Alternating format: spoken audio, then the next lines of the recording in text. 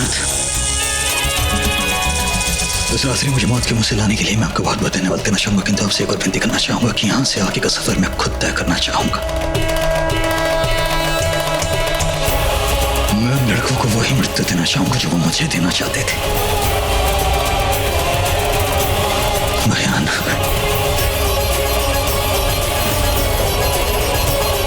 खौफनाक।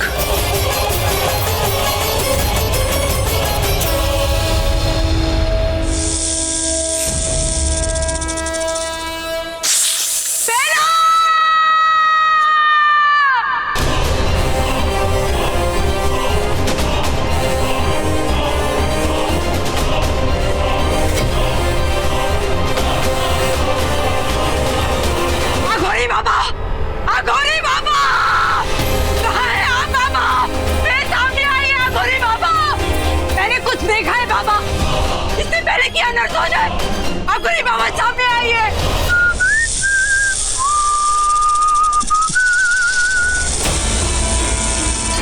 Please no no no no no please.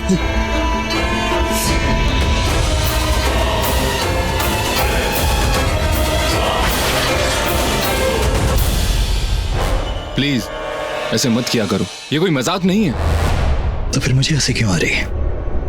इतने महीनों से मैं तुम्हारे सामने रूप बदल रहा हूं, उसके बावजूद भी अगर तुम्हारे चेहरे का रंग बदल जाता है तो मेरे लिए हंसने वाली बात हुई ना। वैसे तुम फिक्र मत करो, मैं तुम्हें नहीं मारूंगा क्योंकि तुम मेरे खबरी जो हो। इतने महीनों से मुझे मेरी बेला की खबर जो दे रहे हो। तो अब मुझे क्या करना होगा? फिलहाल तो मैं अपनी बेला के साथ समय बिताना चाहता हूं। तुमसे जो कहा था लाए हो? हाँ वो उधर है।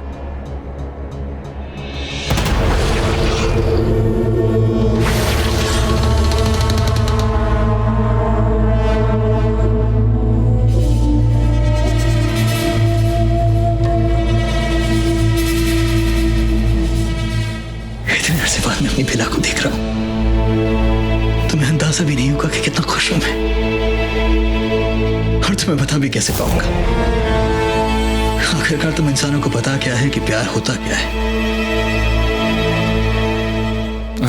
आई डू अंडरस्टैंड, वो प्यार के ऊंचाई नीचाई गहराई मुझे सब पता है। कुछ नहीं पता है तुम्हें। तुम इंसानों को लगता है कि बैग के लिए दीवारों पे नाम लिखने से, पहाड़ों पे जाकर नाम चिल्लाने से तुमने अपने प्यार का इजहार कर दिया है, लेकिन वो प्यार नहीं होता है। गलती तुम्हारी नहीं है। आखिरकार तुम्हें पता भी कैसे होगा कि प्यार होता क्या है। आखिर जीते कितने हो तुम? 70 साल, 80 साल, ले दे के 100 साल। तुम्हें लगता है कि 100 साल बहुत होते हैं प्यार को समझने के लिए। गलती तुम्हारी इंसानों की नहीं है जो खुद दवाइयों के सारे जिंदा रहते हैं। उन्हें क्या पता प्यार क्या है।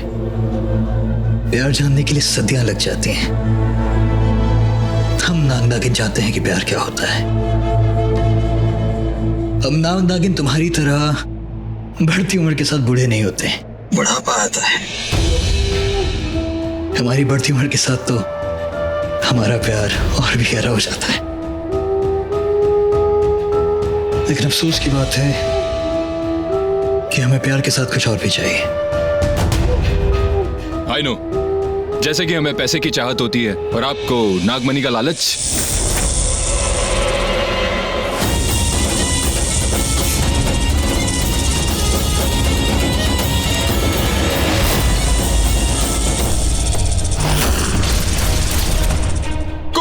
कोई लालच नहीं, वो तो मैं अचानक अंदाजा लगा रहा था।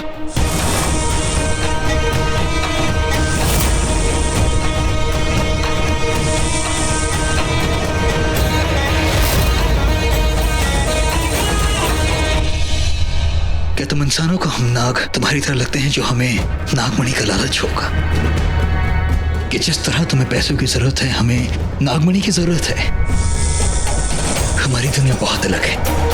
हमारे भगवान ने हमें सब कुछ दिया है, इसलिए हमें किसी चीज का कोई लालच नहीं। अगर लालच है तो मुझे ताकत का, और उस ताकत के लिए ही मुझे नागमणि चाहिए ताकि मैं तुम जैसे इंसानों को मसल सकूं।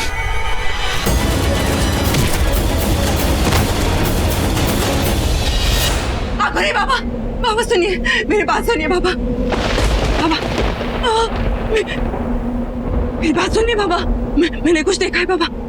मैंने कुछ देखा। क्या हुआ नागरानी माँ? बाबा मेरे हाथ खोल दीजिए, ये भेड़िया खोल दीजिए बाबा, मुझे जाना है। मेरा जाना बहुत जरूरी है बाबा, मुझे जाना है। ये भेड़िया खोल दो, मुझे खोल दो। क्षमा नागरानी माँ, आपको पता है मैं विवश हूँ।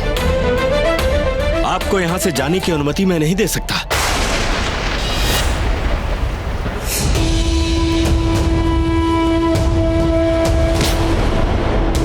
और ठीक इसी तरह पैसे वालों को हम ताकतवर लोग कुचल देते हैं, समझे? सब समझ गया।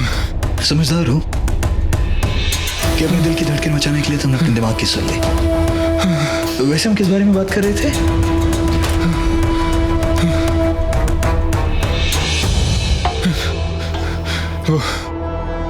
वो नागमणि जिसे हासिल करने के लिए सदियों से निधोक वंश और शेषनाग वंश आपस में लड़ते आ रहे। मतलब ये आप दोनों अलग वंश से हो? तुम्हारे सामने जो खड़ा है वो निधोक वंश से है। और क्या ये इसको पता है? किसके बारे में बात कर रहे हो तुम? बेला को। पागल हो गए हो क्या? अगर मैं ये बात बेला को बता दूंगा तो कभी मुझसे प्यार नहीं करेगी। अपना मकसद पूरा करने के लिए मैंने बेला को ये बात नहीं बताई। तो इसका मतलब ये है कि आप नागरानी से प्यार नहीं करते? मैं अपनी बेला से अपनी जान से ज्यादा प्यार करता हूं। मैं अपनी बेला के लिए अपनी जान दे भी सकता हूं और किसी की जान ले भी सकता हूं।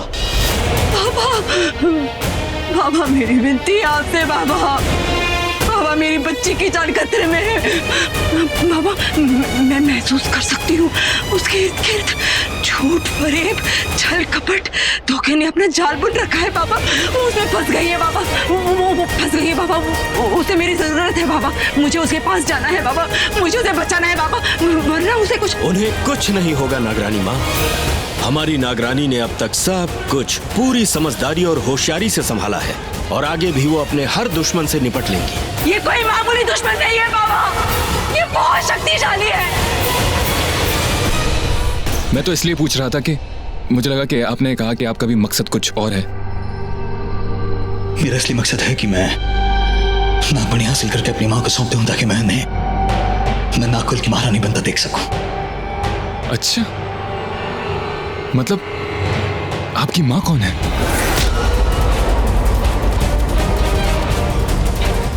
नौकर हो तुम, और एक नौकर का काम होता है अपने मालिक की हर एक बात को सुनना, चुपचाप नजरें झुकाकर, समझे?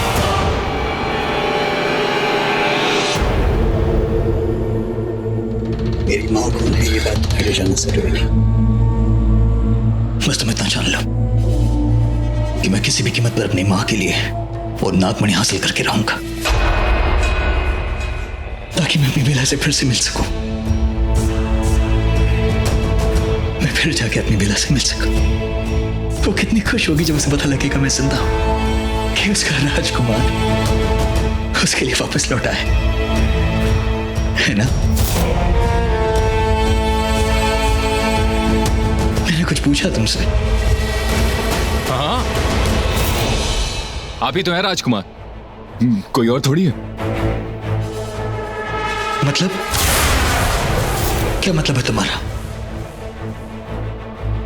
क्या किसी और के होने की गुंजाइश थी?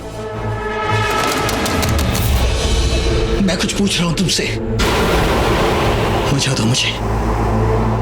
हाँ माहिर भाई, वो मेरा सौतेला भाई है, आप उसे मार सकते हो। कहना क्या चाहते हो मुझसे वो कहो, वजह मत दो। मार सकते हो आप। बात क्या है? सच ये है कि माहिर और बेला, आपकी बेला माहिर के बहुत करीब आ चुकी है। क्या बकवास करते हो? मेरी बेला किसी और के साथ, मेरी बेला किसी और की नहीं हो सकती है। बाबा ये वो दुश्मन है जो मेरी बच्ची को वहां छोड़ देगा, जहां उसे सबसे ज्यादा दर्द होगा। ये दुश्मन घात लगा के आघात करने वाला है बाबा। मेरी बच्ची उसे लड़ नहीं पाएगी बाबा, वो हार जाएगी बाबा। मुझे उसे बचाना है, उसे तो इसकी भनक तक नहीं है बाबा। मुझे उसे बचाना है बाबा। आप मेरे हाथ खोल दो बाबा, मुझे जाना होगा। शांत नागरानी माँ, बाबा शांत हो जाइए, शोर मत कीजिए। अगर वो दुश्मन वाकई इतना शक्तिशाली है तो सबसे पहले मुझे आपको सुरक्षित करना होगा, वरना उसे आपके जीवित होने की खबर हो जाएगी और आपकी जान खतरे में पड़ सकती है। बाबा मुझे अपनी जान की परवाह नहीं है बाबा, मुझे अपने बच्चे की जान बचानी है। खो दो मुझे, खो दो ये भेड़िया बाबा, मैं कहती हूँ खो दो, जाने दो मुझे बाबा, जाने दो। नागरानी माँ बाहर गई तो हमारा पूरा नागवंश खतरे में पड़ जाएगा। नहीं, मैं ऐसा नहीं होने दे सकता। मुझे इनके आसपास भ्रम का घेरा बनाना ही होगा ताकि इनकी आवाज इस कोठरी के बाहर न जाए।